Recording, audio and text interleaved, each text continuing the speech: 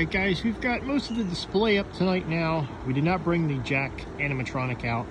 We actually had quite a bit of strong wind yesterday as well as a good portion of today, but for tonight the wind did finally decide to die down, so we are fortunate enough to be able to put this display up for the nighttime view here. Snowman over there looks kind of funny with the he's got some ice in his nose, so his nose is pointed down the 20-footer in the back.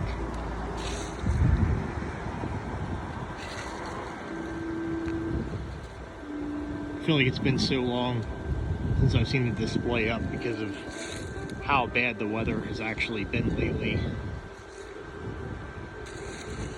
But not to worry, it's all up tonight.